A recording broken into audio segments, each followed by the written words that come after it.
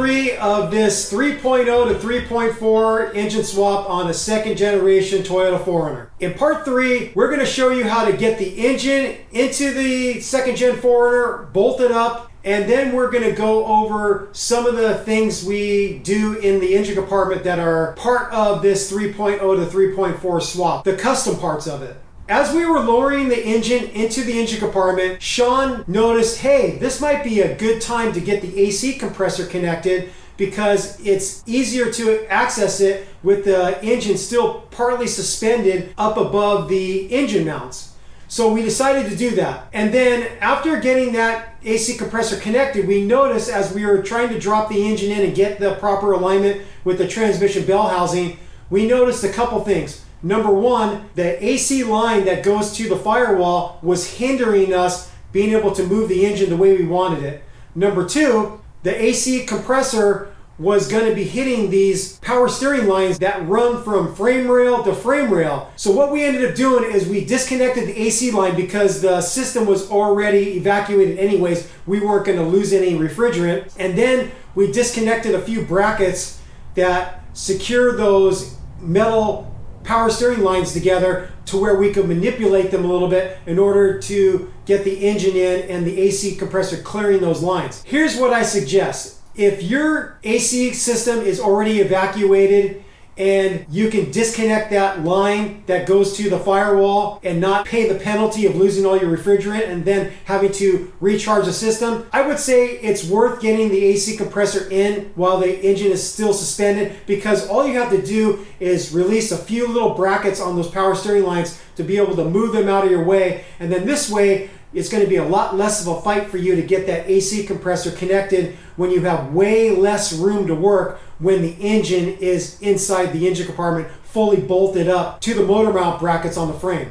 One thing you're going to hear Brendan mention is that there is a chance we might have to nip off the end of the alternator tensioning bracket so it will clear the steering shaft. After we got everything back together, we found that we didn't have to do that. The bracket fits fine and doesn't interfere with the steering shaft. While you're watching us drop the engine in with the engine hoist, you're gonna notice that at one point I asked Brendan to get a wheel chock, and that's because we are working at a slant. My driveway is a little bit slanted downward towards the street. The whole engine hoist was sliding forward, so at one point I had him get a wheel chock, and we chocked one of the wheels on the hoist so it wouldn't be able to roll forward, so that wasn't going to be a problem for us anymore. So if you are working at a slant like we are in a driveway, you might find you have to do the same thing. Another thing you're going to notice is there's going to be some discussion between Sean and myself and Brendan about the inability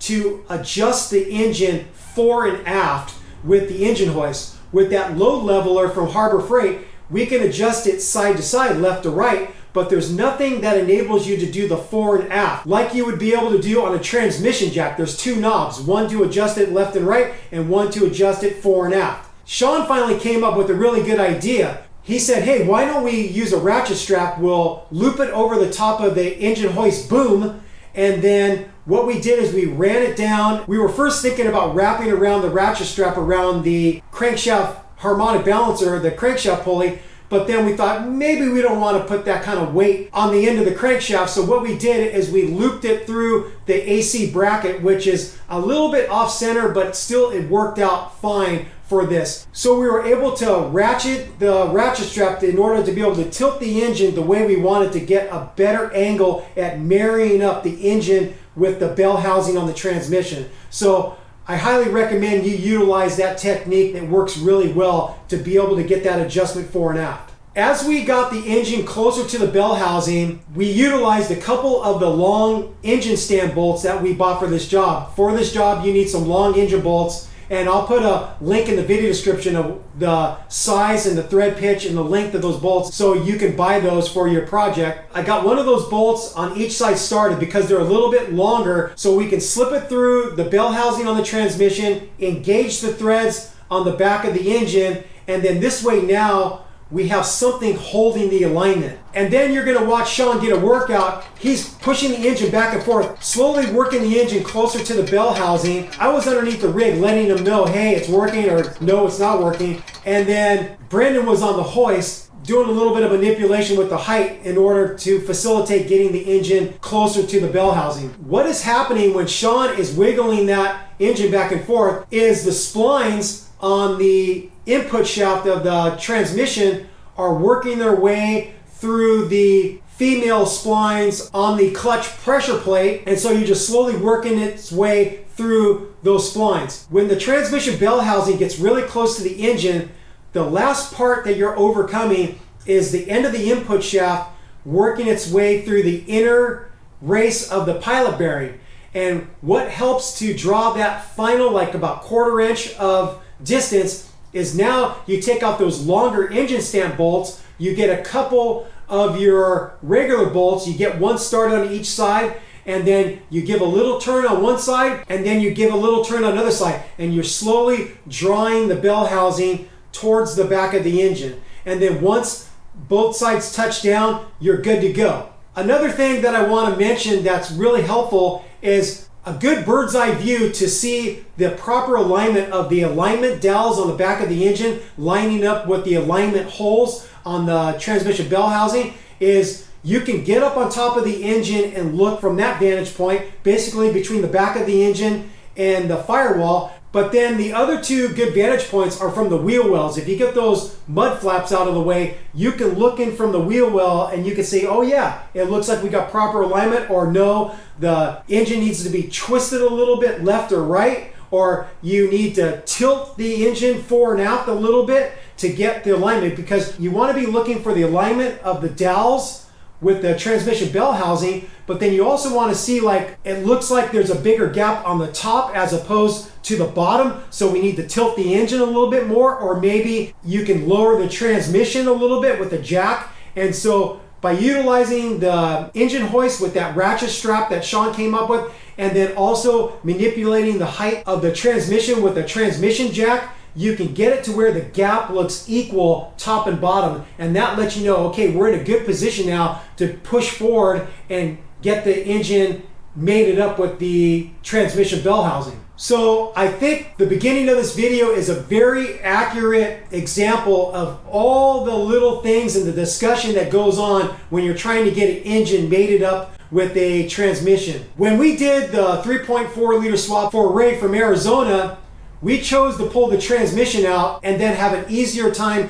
getting the engine in and bolted up to the frame. That's personal choice. Now that I've done both ways, I probably think that it's not necessarily easier, but it's less time to keep the transmission and transfer case connected to the frame, and then just deal with the tedious things you have to do to get the engine married up with the transmission. There is quite a bit of added time to removing the transmission and the transfer case. In reality, a transmission jack only works really well when you have the transfer case disconnected from the back, because when you put a transmission and transfer case as one unit on a transmission jack, because the transfer case is so freaking heavy, it now makes it hard to make the adjustments with the left and right and the fore and aft with those knobs on a transmission jack, and it pretty much renders it fairly useless. You can still do the side to side, left and right adjustment with the knob, but the fore and aft, it just doesn't work because the transfer case is so back heavy. I would say go ahead and follow our suggestion. Keep the transmission and transfer case connected up to the frame, and then just deal with all the things you have to do to get the proper mating of the engine with the bell housing of the transmission. The last thing I want to say in this intro is that we were unfortunately videoing on a super windy day here in San Jose, California, and some of the audio is going to be a little bit messed up. It's pretty much par for the course when we're filming at my house. If it's not wind, it's garbage trucks. If it's not garbage trucks, it's freaking landscapers running blowers and hedgers and mowers. And so if you're familiar with our channel, you're familiar with a lot of background noise and messed up audio, and that's just the nature of the beast of where I live. I wish I lived in a quieter location, but I just don't. but maybe in the future when I move out of California, I'm going to have a better location for filming. Anyways, without further ado, here is part 3. I hope you enjoy it. We think we're ready to put the engine in. Hopefully we are. So here we go. Oh, easy, easy. It's got to pull back towards you now. It went a little bit too... I don't know, maybe it will. Maybe it won't even hit the jacks, huh? It's hitting the brake right now. Push it over, I guess. I think we're good at that spot right there, huh? Let's go forward just a smidge. And Okay. Go? yep. Go ahead. As we were lowering the engine in, Sean was right here, had a bird's eye view of the AC compressor, and he realized, hey, this is a good spot to get it connected before we drop it all the way in. And he was right, it's way easier. So we're reconnecting the AC compressor right here with the engine partially suspended.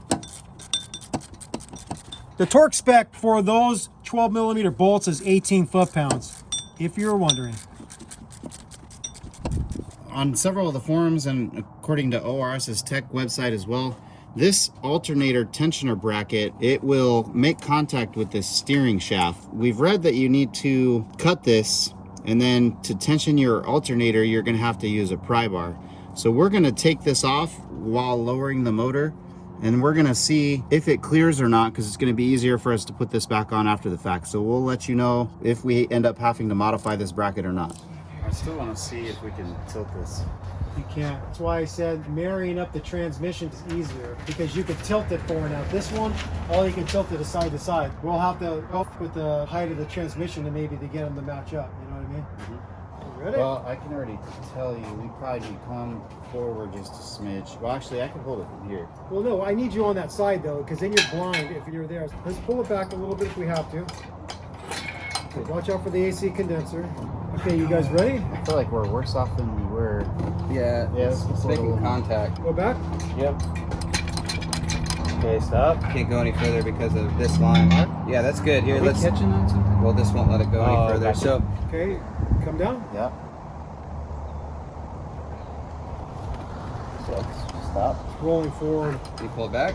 I need to put chocks on this. Put it on the opposite side because I have my foot holding it once I roll forward. So we need to pull it back a little bit more. Okay, so let's Garage. do this all three together. One watching the engine. You help me over here. You have to push the chalk in once we get the distance. Ooh, it's caught on. Oh, yeah. It's only going to go back so far because of this. The AC line is limiting its ability to go forward. So maybe we shouldn't have connected it. Who knows? If we can undo this, we'll get the play we need. We need to undo that line since it's an open system anyways. Let's do that. There we go. Oh, that's better. Okay, so let's let down. It's okay. Go down. Oh! What are those lines that cross over? What are those? Power steering lines? They go to the steering box. They're going to be in the way. Yeah, well, see, the thing is, they weren't in the way because we had the AC compressor disconnected. We can't go forward a little more, or no? I mean, it's still going to get caught on that no matter what. I'm going up. Yeah, go up. Maybe we shouldn't have got the AC connected. You want me to lift the transmission up a bit? We need to tilt the engine back a lot. So that's why I believe it was like better to get the transmission out. Let me see over here. Are we on the input shaft still? I think we are. We are now. Cool. Is that thing not locked all the way? I don't know. It seems like it was. Oh, maybe it wasn't. We could lift up on the oil pan and tilt it and come down in unison. Hey, can we jack up on the transmission so it tilts it up? So we clear it? That's what we want. Hell yeah. That's it. Yeah, that was a good idea. Yeah, go all the way. Yeah, I think you're maxed out now. That's it. Let's play with that. So once we get the pressure plate in there, then we can lower the trans a little bit. So you want to go forward now or what?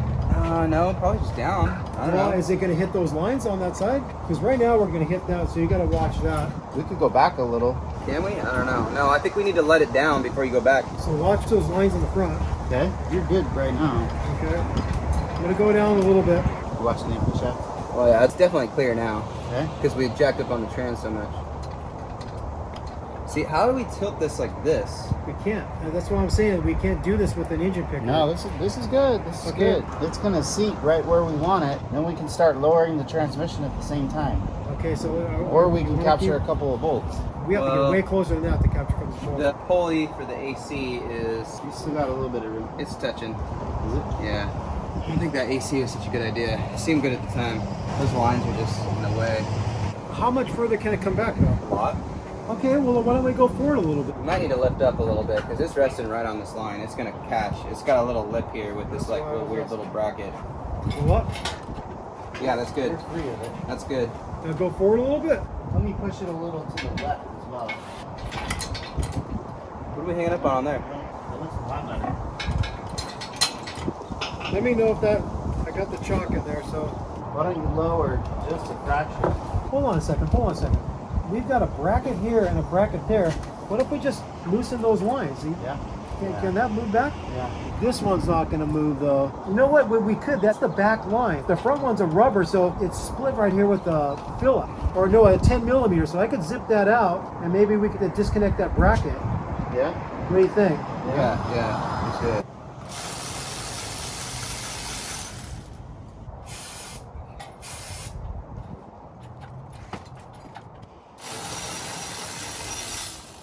How much flex is that even going to give us? What can I get on this one? It's like an 8 mil. Oh, is it? Yeah, it's an 8. Oh, because the rubber part of that will let it move, huh? See, we can move this like quite a bit now. Yeah, we got more room now? Yep. What do you think? You ready to go down now? But we're so close. We just need to tilt the engine that way. This one to just tilt side to side, right? Yeah. Can we get underneath the front somehow with something? Like a jack? We need to lift up. What if we got a strap around this, or around this actually, this would be better, and put it right here, and we could pull it up. It's a whole lot of pressure to put on your crankshaft. Any of them. Okay. Well, what about one of the brackets? The best thing I think would be a jack. More? A little bit. More? A little more with the transmission. You stop. We're there. We're in the hole. So ratchet forward a couple straps. Tim, you can just stay there. Lower the transmission just a little bit. Down? Yeah. I'm not even touching it. The strap is holding it up. So relieve the tension. We'll undo that strap. Go up just a little bit. Yeah, I've lost visibility of it mostly. But we're in the hole. We were clearing. So now I think it's just take it a little bit at a time. It's not that. It's just, it's inside far enough. So now we're going to rely on the dowels, right? Yeah. Go down? Maybe just a little bit. And then we'll do the engine. It's not even doing anything. Okay, now. engine. Try ratcheting and then maybe just a little bit. You want me to tilt it towards you? Yeah. How'd that feel? You have to jack up more on that extra ratchet strap, Sean. Yeah. But we kind of need to push the engine back, is my opinion. I think we're actually pretty good if we push forward just a little bit. So and lower the engine just a tiny bit. I think Tim's right. Okay. Because I can see the alignment valves. You ready? Yeah. Nice and easy. Yeah, I'm trying to. Stop. Okay. That's looking pretty good. Can you look in the wheel well on the other side, Sean? It looks like if we go straight forward, it'll almost line up, maybe just a little high. Engine needs to swing over to my side quite a bit. Really? Yep. Yeah. Oh yeah. Oh yeah. Okay, we have to jack up on that extra Ratchet strap because it's too low on the bottom. Well, wait a minute. No, that No, means I was wrong. that means we need to come down on the transmission. I don't know if it'll come down anymore, but we'll try. Let me know what you see. You gotta look at it from the wheel well. Like compare the gap from the top and the bottom. Yep, that's good. Right there? Yeah, so our dowel would be lined up. Now we just need to move forward with the engine. Okay, so Mine's on it. we're on it. So if you guys could push forward. Okay, we're coming down on the engine hoist. It's not moving. It's on something. It's resting on something. It's on the motor mounts right now, so that's why I think you guys gotta push forward if you can.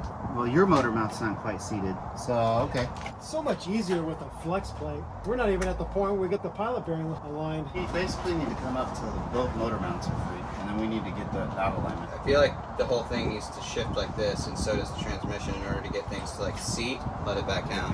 Shift it what way? I feel like it's hanging up on something, you know? See right there? It's on the motor mount. It's physically touching it. We need to go up with the motor a little bit. Okay, that's enough. That's enough. Let's see if we can push it forward a little bit. Let me go up with the transmission a little bit. Can you guys push a little bit? It looks like the alignment valves are lined up pretty damn good. You can't forget that shield You want to put that We need, down? actually, this is what we need to do. We need to go up one more with this. Hold on, so let me get my. We need to go up more with this. The engine needs to tilt back a little bit. Can you guys push forward a little bit? I'm trying to brace this thing with my feet. I got a chock there. I'm gonna do another click on the ratchet strap. Okay. Oh, it fell out again. The engine's not square. It's got to come over towards my left again. Twist it this way. Do we have extra long bolts on the bench in the bag with all the washers? I don't think they're going to make it though. We're not close enough yet. If we get on the crank bolt a little bit, turn it, maybe our splines aren't lined up. You turn it just a little bit to see if we get engagement.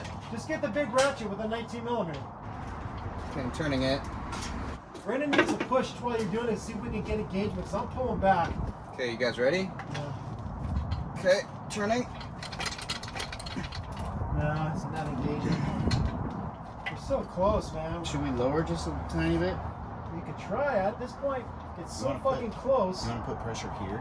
Yeah. Now lower? Yeah. Forward pressure?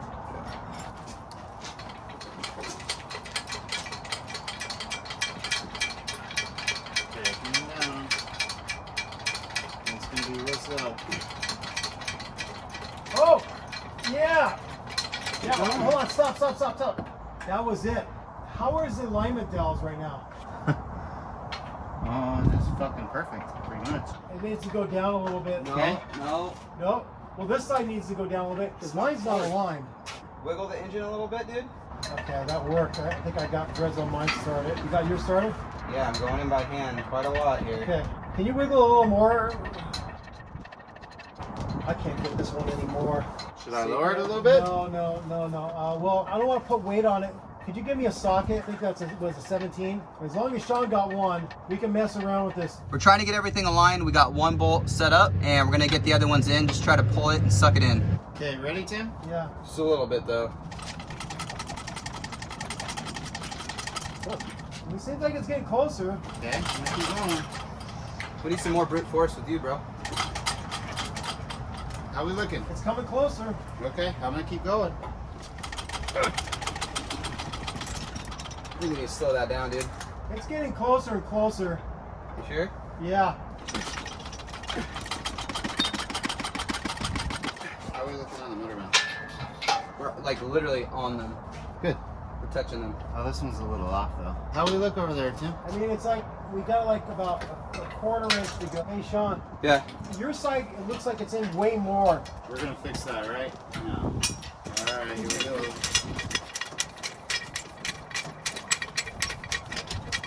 Can you give me one of the regular bell housing bolts? This one is bottoming out. Is it not aligned right now?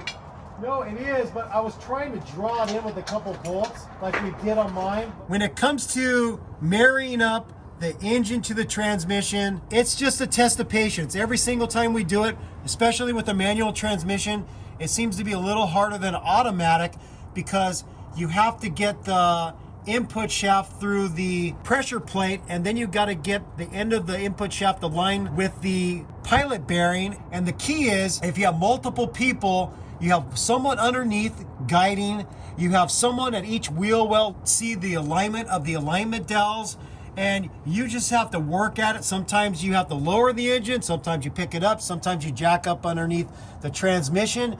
You just end up doing a multitude of different things to get the alignment. Once you get it close, trick is if you can get a couple of your bell housing bolts, one on each side, you give a little turn on one side, then you give a little turn on the other side, and we show this in our 22RE swap. You slowly draw it in with a couple bolts. As long as you're not getting any major resistance, all you're overcoming is the end of the input shaft sliding through the pilot bearing inner race. That's all you're doing, because it's a pretty tight fit. You just got to do what you have to do and get it done. When it comes to this 5-speed transmission, we transferred over a couple brackets from the 3.0 liter engine. They attach to the bottom of the rear of the block, and then they attach to the bottom parts of the bell housing. So the two 14 millimeter bolts on both sides, that's for those support brackets that run to the block. So we had to harvest those from the 3.0 engine to properly support the transmission. And don't forget this plate in the back. This plate is like an access plate. Once you take out the bell housing support brackets, this plate back here will come off. Make sure you put that back in so no debris gets in there while you're driving. We're gonna continue to work on getting everything reconnected. We're not gonna bother showing all this detail because we have other videos for it. We've pulled the automatic transmission on a 3rd Gen 4Runner. We've done it with a manual transmission. So we have plenty of videos for you to reference if you're having any difficulties. We're gonna work on getting the starter reconnected. We're gonna work on getting the wiring harness connected up to the transmission and transfer case. And then we're gonna come back and we start to do some of the other custom stuff we need to do in the engine compartment for this swap.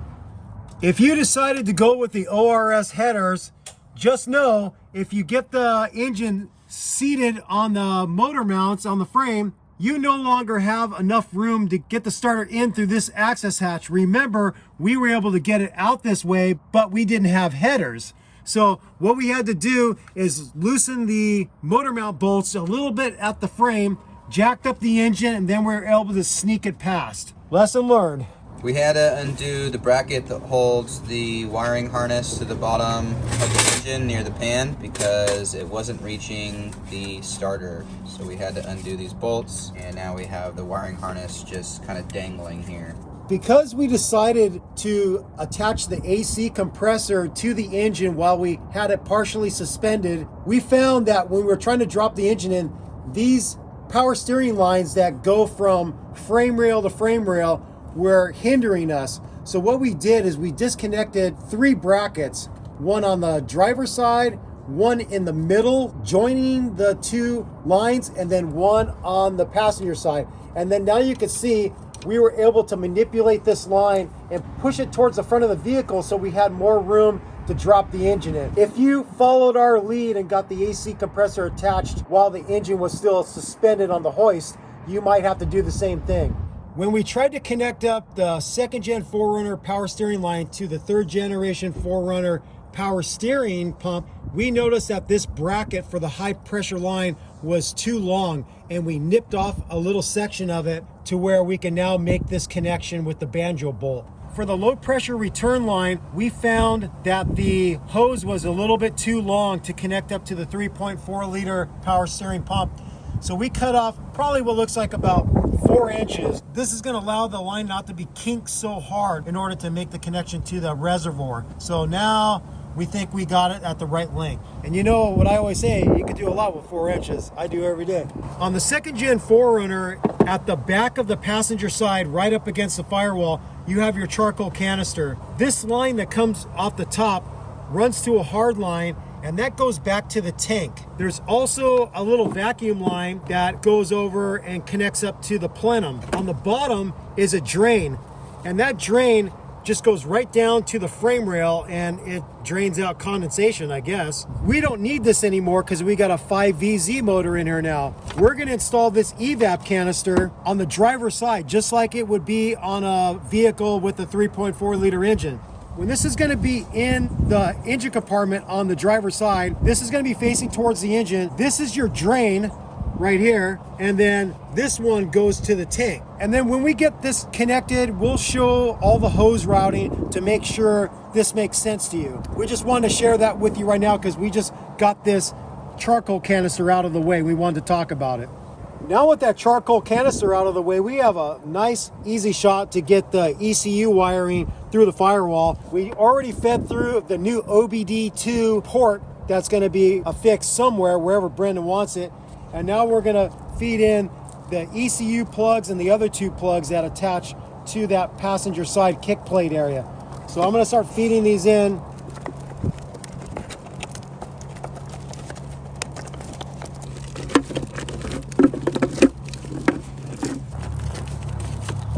Okay, you got it. When it comes to the ECU computer, we have a couple brackets on the original 3VZ engine ECU, and you can see them here on the sides. There's 3 of them. And then on the donor ECU, we see this came with 2 brackets. We're gonna remove those, but behind the black tape, we have the appropriate holes for these brackets. We're gonna remove that black tape. It will reveal the holes for the bolts, and we'll swap over the brackets. We harvested the Firewall Grommet for the wiring harness from the 3.0 liter engine. We put a slit in it so we could fit it over, and then what most likely Brendan's going to do is probably try to glue it together and put some silicone in there so water's not going to end up draining in there when it's raining or he's washing his truck. So he'll have to figure that out later. Now we're going to be working on the harness that goes back to the transmission and transfer case. When it comes to that part of the harness that goes back to the transmission and transfer case, there's one connector that ORS doesn't provide, and you have to harvest this from your old wiring harness. It's the four-wheel drive indicator switch to the transfer case. It's a simple 2-wire plug. So we're gonna strip these, put some shrink butt connectors on them, and even put some shrink tubing over it to make it even more weatherproof. After we got the fan clutch on, we noticed there was an obstruction with the AC compressor. The fan blades could just touch it. So what we did is we took a heavy duty type of cutters. They're a lot stronger than scissors. They're made by the Crescent Company, Apex Tool Group, nice cutters. And we clipped off edges on it so it would clear the AC compressor. We autographed his fan, sick mods, because that's a sick mod. That's the sickest mod we've ever done. And now it clears. There's different AC compressors on these 3.4 liter engines. Some of them have a bell on the outside, and that's the style we have connected to the engine right now. And that bell sticks out a little bit further, and then it will hit the fan blades. So if you have this style, then you're not going to probably have to worry about any obstruction with the fan blades. The reason why we didn't use this one is this one's trashed. You can see all the play, the bearing's gone. So we couldn't use this one, no way. No way, Jose. Okay, let's get back to the harness on the vehicle. In the passenger side front fender well, you can make your fuel line connection, the high pressure side. The custom ORS fuel line comes with a coupler, so you can couple it to the metal hard line that runs back to the tank, and then you can connect it to the specialty ORS high pressure fuel line. The fitting on the Toyota side is a 14 millimeter, and then we found that this coupler is a 3/4. This size is also 3/4. We tightened the coupler onto this first, dropped it down, and then made this connection. So now we've got the fuel line high pressure side connected. This hose right here attaches to a metal hard line, and this goes back to the fuel tank.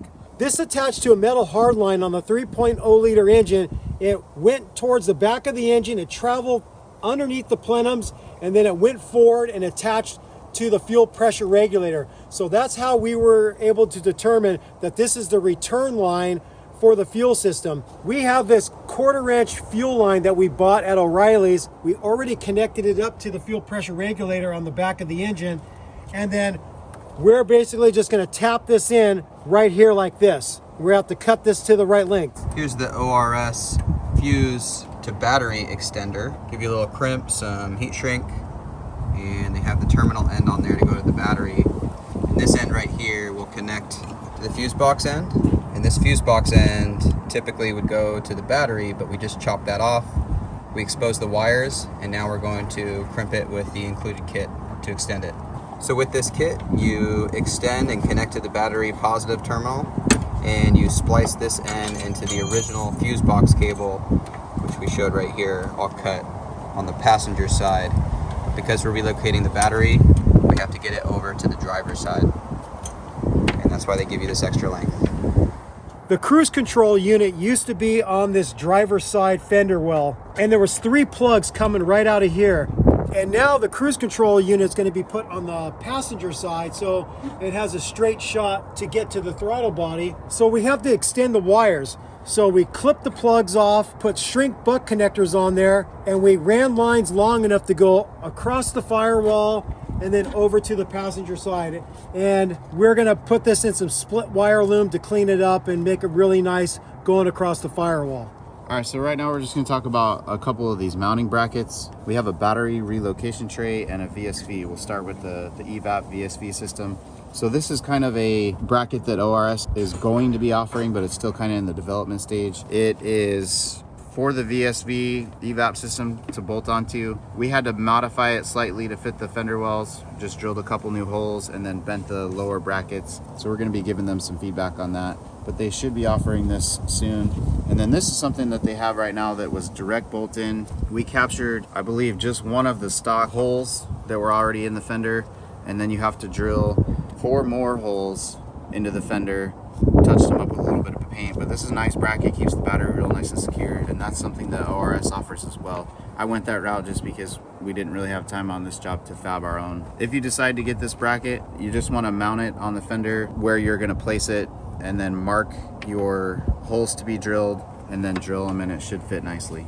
In addition to talking about the brackets, let's go over the hose routing for the evap canister. This one right here is a drain. The stock one just goes down to a tube that goes into the frame. It terminates right at the frame. It drains into there. This one right here goes across and connects up to your air tube, whether you have an aftermarket one or a stock one. This one right here goes to a line that runs back to the tank. So I'll follow. So follow it along the firewall.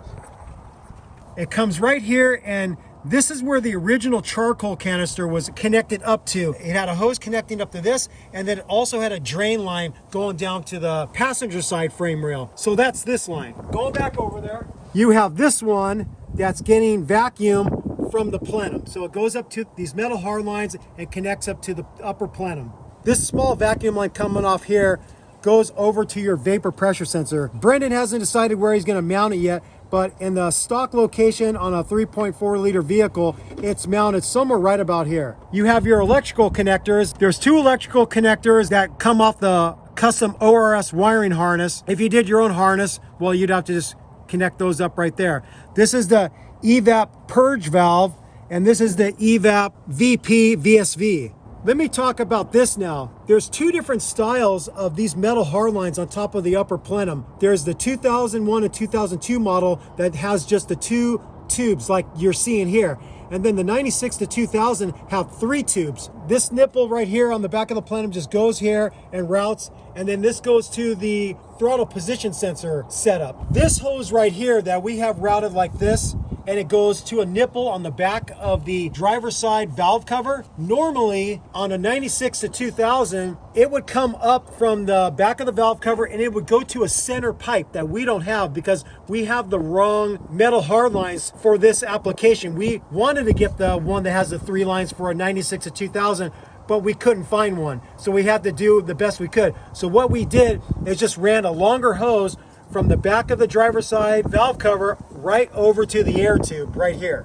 These 2 right here from the factory are capped. They just have a little vacuum cap on to cap those off. This butt splice right here is for the starter wire. So if you decided to get both harnesses from ORS, the main wiring harness and the starter wire harness, they leave them disconnected because some people will just buy one or the other. So what you have to do with the single wire is you just have to butt splice them together. For your starter exciter wire that runs to the starter, sends the signal to turn it, you just have to butt connect those and you're done. Now let's talk about the heater hose routing. The ORS instructions instructs you from the driver's side of the heater core connection, you want to turn this metal pipe more upright. When it's on the 3.0 liter engine, it's a little more canted towards the engine. So you want to turn that upright. This connection right here goes back and drops down to the passenger side fitting on the back of the engine. From the firewall heater hose connection, this one runs over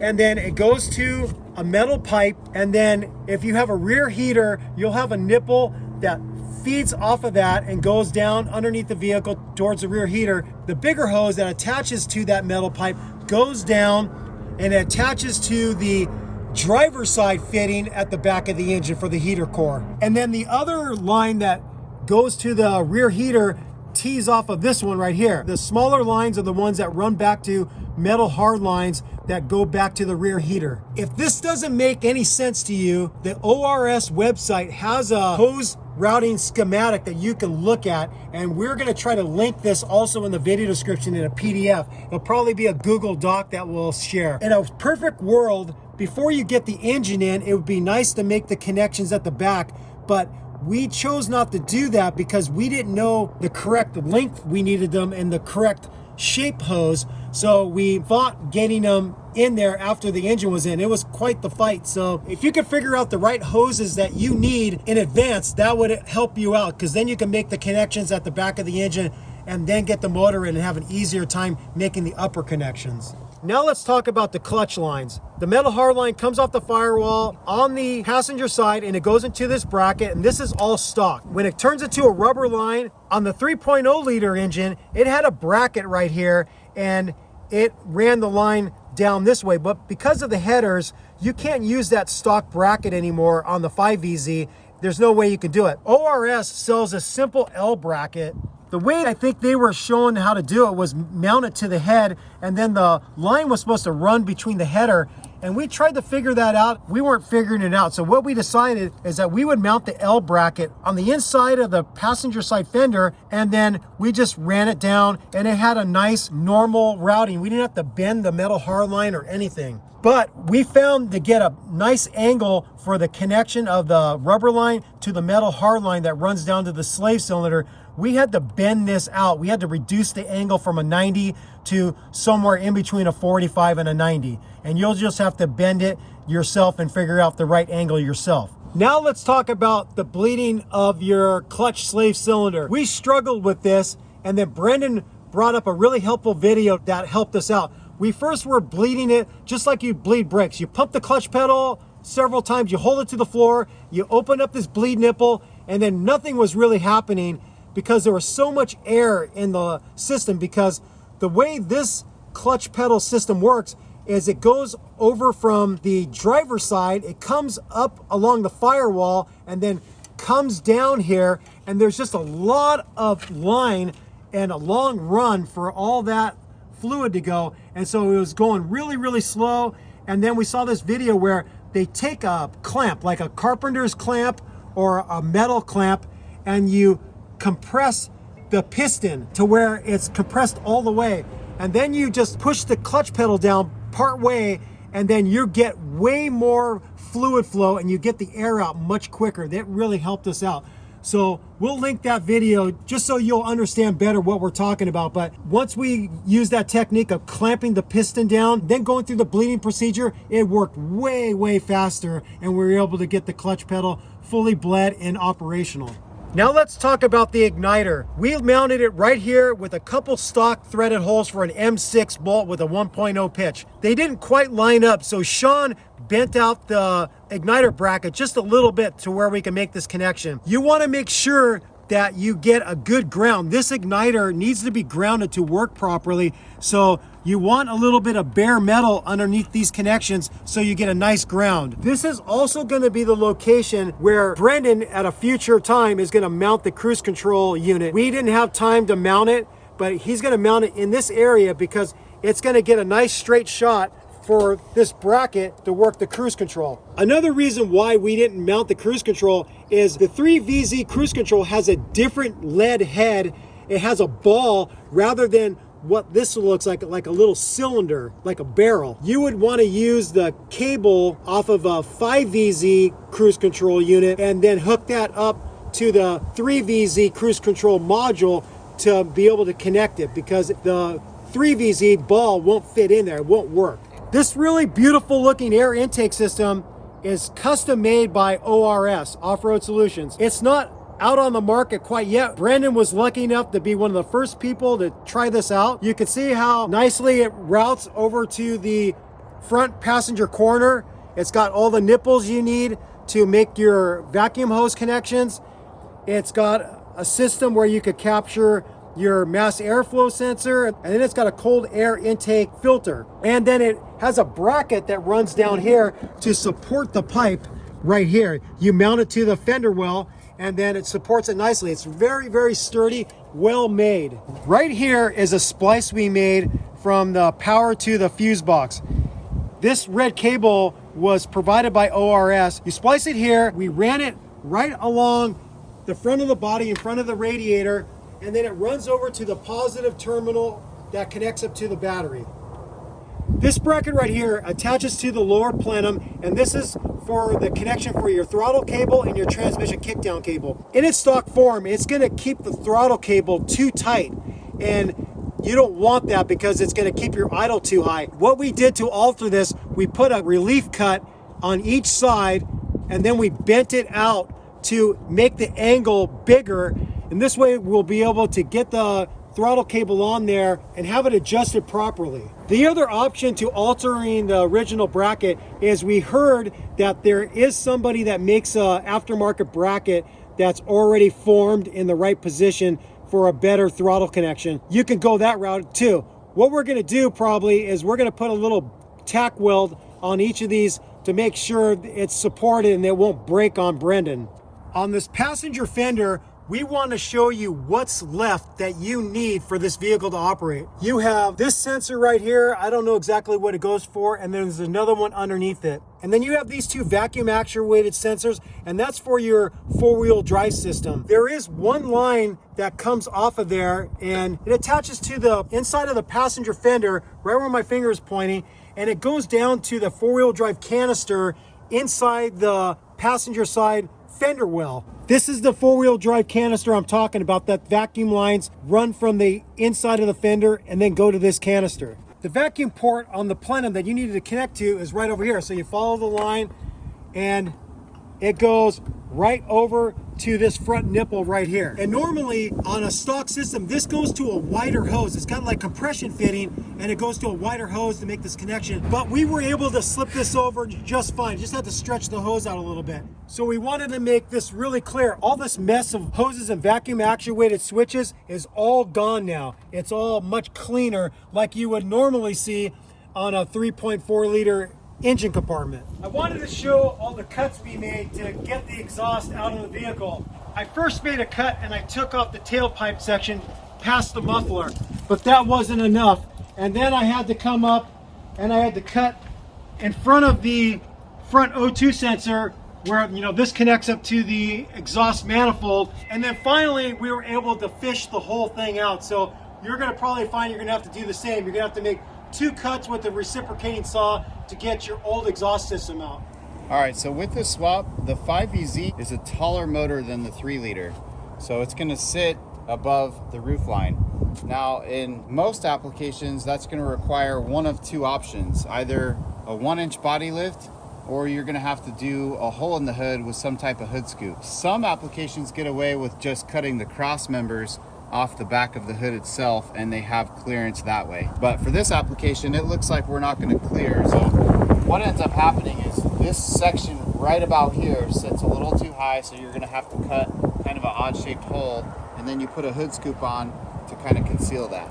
Back here on the hood, what you're going to have is basically a small cutout that's going to be somewhere right around here, and there's lots of images. If you just Google the 3 liter to 3.4 Toyota swap hood, you're going to see several images of different ways people have done that.